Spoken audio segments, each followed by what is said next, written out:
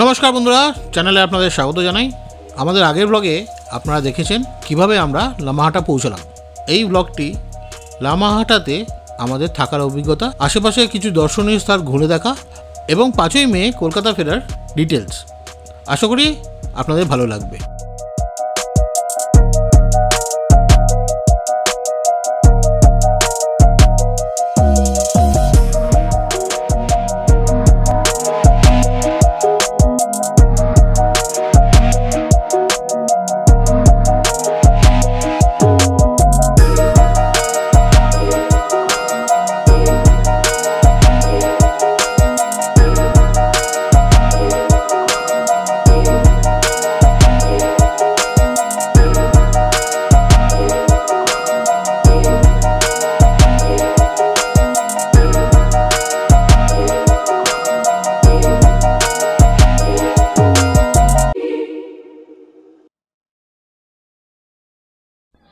বিকেল 4টে বাজে।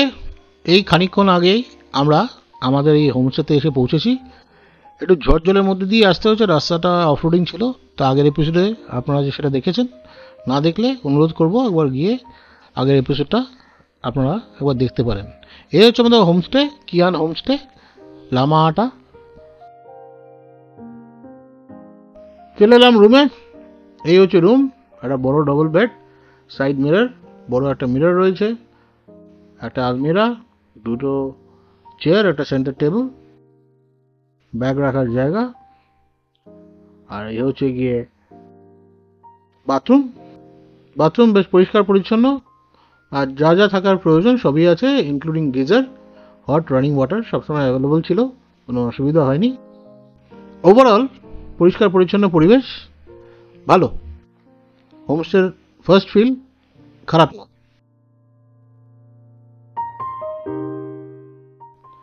আর এই হচ্ছে আমাদের রুমের ভিউ।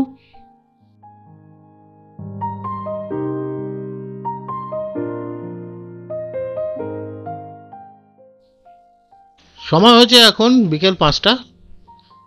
সবাই এখন আমরা লাঞ্চ করে চলে এসেছি আমাদের হোমস্টের বারান্দায়, যেখান থেকে সূর্য এখন অস্ত যাচ্ছে। আর দূরে কাঞ্চনজঙ্ঘার পুরো কিন্তু রেঞ্জ বেরিয়ে আছে, অসাধারণ লাগছে।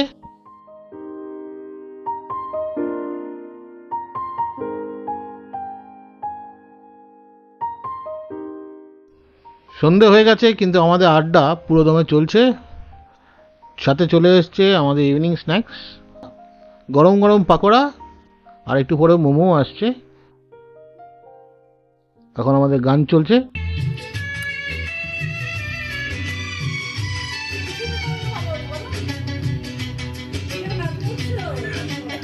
হায় ভগবান।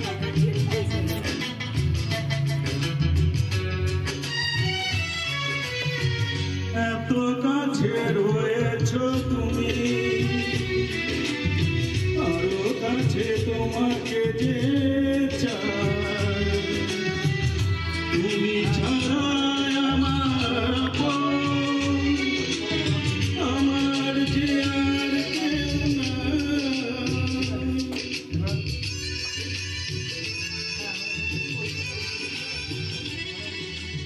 এত কাছে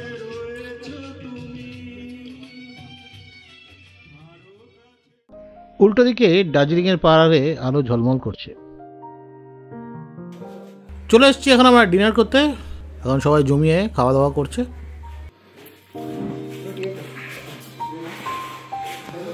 কে সার্ভ করছে দেখুন।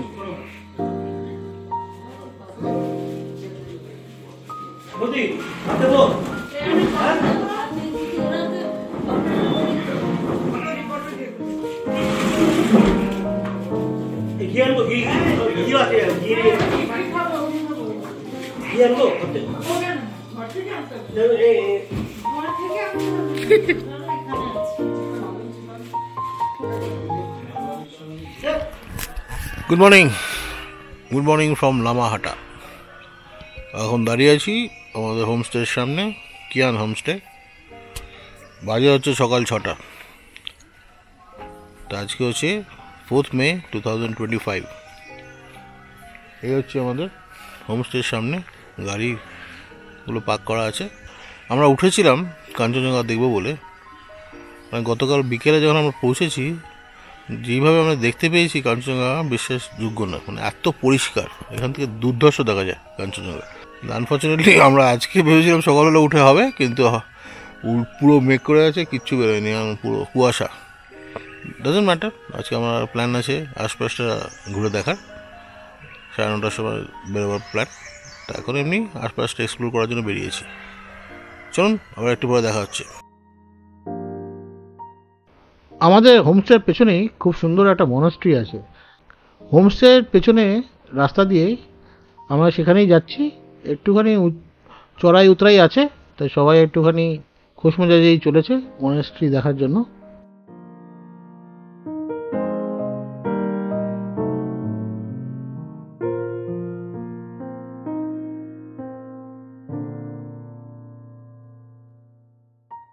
চলে এসেছি ছোট কিন্তু অসাধারণ একটি মনাস্ট্রির সামনে। খুব শান্তিময় পরিবেশ। এটা তাগদা টি এস্টেটের ভেতরের কার মনাস্ট্রি, যা এস্টাবলিশ হয়েছে 1980 সালে।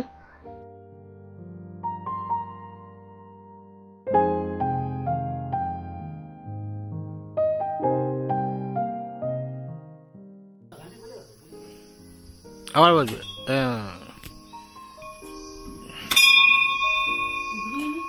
না না একসাথে ঘোরাও।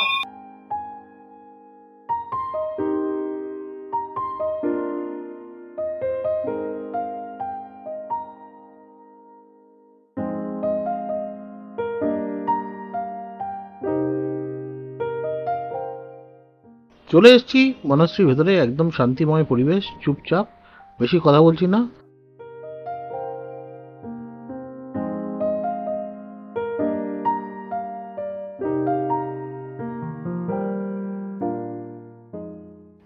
এই হচ্ছে মনাস্ট্রির ব্যালকনি থেকে উল্টো দিকে পাহাড়ের দৃশ্য। এই হচ্ছে পুরো দার্জিলিং এর পাহাড়। এখন একটু একটু মেঘ করে আছে। মনাস্ট্রি থেকে ফিরে এখন সবাই ব্রেকফাস্ট করতে চলে এসেছি, কারণ একটু পরেই আমরা বেরিয়ে যাব লোকাল সাইটসিং এর জন্য। আজকে আমরা নিজেদের গাড়ি নিচ্ছি না, আমাদের হোমস্টে থেকেই আমাদের গাড়ি বুক করে দিয়েছে, সেটা করেই আমরা ঘুরতে যাব।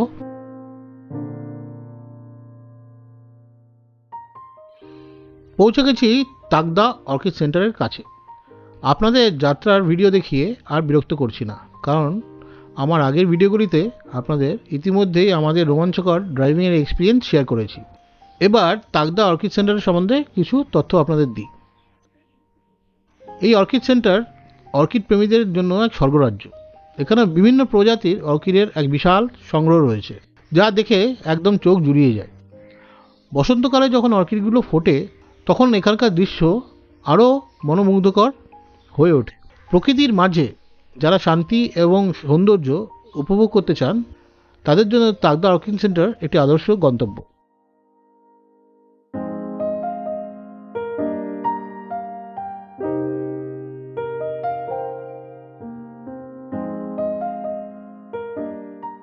পথে যেতে যেতে একটা চায়ের দোকানে থেমেছি, আর এখানে সুন্দর দেখুন দার্জিলিংয়ের ফেমাস মেঘের আনাগোনা।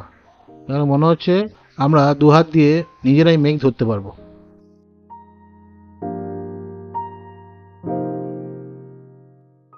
তাগদা অর্কিড সেন্টার দেখার পর আমরা তিনচুলার গুম্বাদারা ভিউ পয়েন্টে চলে এসেছি। গুম্বাদারা ভিউ পয়েন্ট তিনচুলার একটি চমৎকার জায়গা। এখান থেকে চারপাশে অসাধারণ দৃশ্য দেখা যায়। আকাশ খালি থাকলে এখান থেকে কাঞ্চনজঙ্ঘার সুন্দর দৃশ্য মনোমুগ্ধ করে তোলে। মেঘমুক্ত দিনে এখান থেকে তুষারাবৃত পর্বতশৃঙ্গগুলো স্পষ্ট দেখা যায়। এছাড়াও নিচের উপত্যকা, চা বাগান এবং তিস্তা নদীর আঁকাবাঁকা পথ এখান থেকে ছবির মতন লাগে। যারা প্রকৃতির শান্ত পরিবেশে বসে সুন্দর দৃশ্য উপভোগ করতে ভালোবাসেন, তাদের জন্য গুম্বাদারা ভিউ পয়েন্ট একটি সুন্দর ঠিকানা। এখানে এসে আপনি প্রকৃতির মাঝে হারিয়ে যেতে পারেন।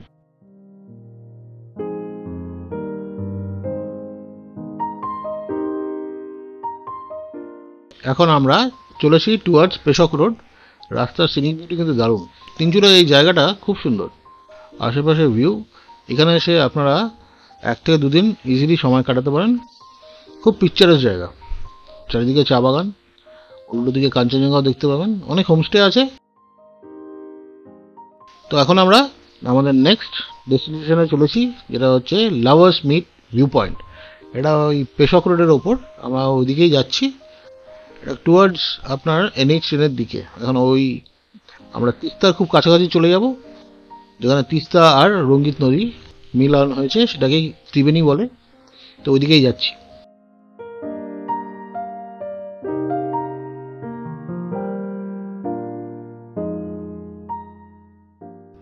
চলে এসেছি এক অসাধারণ জায়গা, লাভার্স ভিউ মিড পয়েন্ট।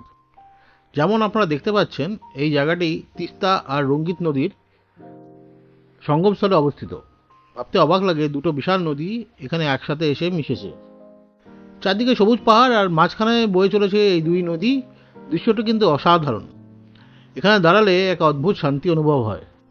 প্রেমিক প্রেমিকাদের জন্য তো বটেই, পরিবারের সঙ্গে বা বন্ধুদের সঙ্গে সাথেও এখানে আপনারা ঘুরতে আসতে পারেন।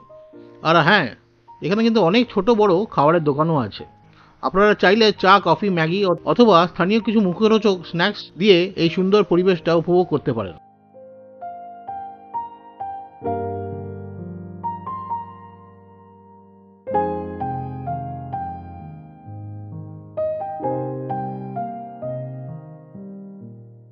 আমাদের দিনের লাস্ট গন্তব্য লামাহাটা ইকো পার্কে যখন পৌঁছালাম, তখন কিন্তু প্রচণ্ড জোরে বৃষ্টি পড়ছে। টিকিট কেটে পার্কের ভেতরে ঢুকেও খুব একটা সবাই ঘুরতে পারলো না, কেননা বৃষ্টির জন্য। তো খানিকক্ষণ বৃষ্টির জন্য আমরা আটকেও গেলাম, কিন্তু ওভারঅল পরিবেশটা আপনাদের সঙ্গে শেয়ার করছি। বৃষ্টিতে ভেজা লামাহাটা ইকো পার্ক কিন্তু খারাপ লাগছিল না।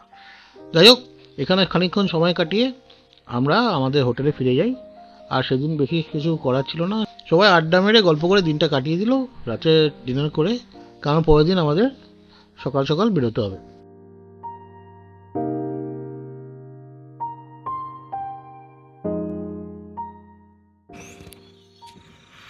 কটা বাজে এখন সকালবেলা?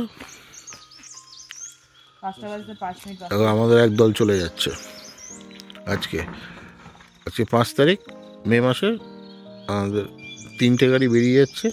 মে মাসের 5 তারিখ 5 তারিখে 5টার সময় 5টার সময় 5 জন বেরিয়ে যাচ্ছে। 5 জনই বেরিয়ে যাচ্ছে, আর 3টে গাড়ি নিয়ে।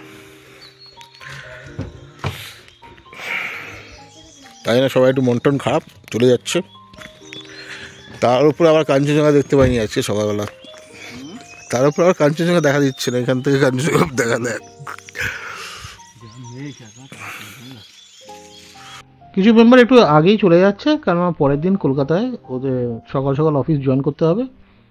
তাই জন্য একটু তাড়াতাড়ি ওনারা পৌঁছাতে চান কলকাতায়, সেই উদ্দেশ্যে একটু সকাল সকাল ওনারা বেরিয়ে যাচ্ছেন।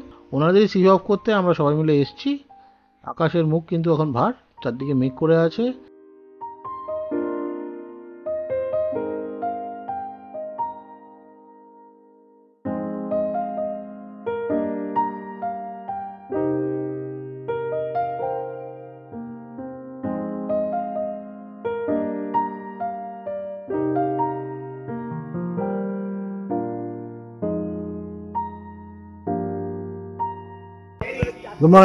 Good morning from Lamahatta.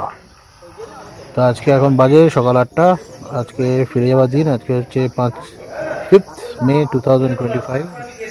আমরা আজকে ফিরে যাওয়ার দিন। তো ব্রেকফাস্ট করব, ব্রেকফাস্ট করে একটু পরে ফিরে যাব। সব গাড়িরা রেডি হয়ে গেছে, তো সেই প্ল্যানিং আমরা এগোচ্ছি। খুব ভালো ট্যুর কাটলো, সবাই খুব এনজয় করেছে। আশা করি আবার ফিউচারে সবার সঙ্গে একসঙ্গে ট্রাভেল করার ইচ্ছা রইল। আজকে সকালে ব্রেকফাস্ট পুরি আর চানার তরকারি, চা ছিল।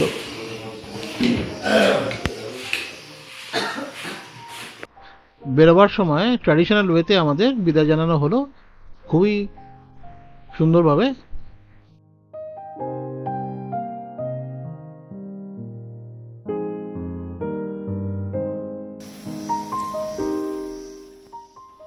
সকাল 9:30 বাজে আমাদের 3টে গাড়ি এবার কলকাতার উদ্দেশ্যে রওনা হচ্ছি।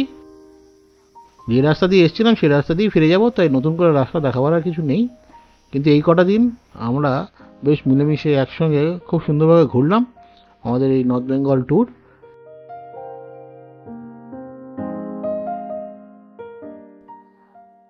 আশা করি সবার সাথে ভবিষ্যতেও এইভাবে একসঙ্গে ঘোরার সুযোগ পাবো। আর মনে হয় সবাই একসঙ্গে খুব আমরা এনজয়ও করেছি। তো ভিডিওটা এখানেই শেষ করছি। আশা করি ভিডিওটা আপনাদের ভালো লেগেছে। ভালো লাগলে লাইক, শেয়ার এবং কমেন্ট করে নিশ্চয়ই আমাকে জানাবেন। দেখা হবে অন্য কোনো সময়, অন্য কোনো এপিসোডে। ততক্ষণ যেন ভালো থাকবেন, সুস্থ থাকবেন। ফিরে আসছি খুব শীঘ্রই। আলবিদা।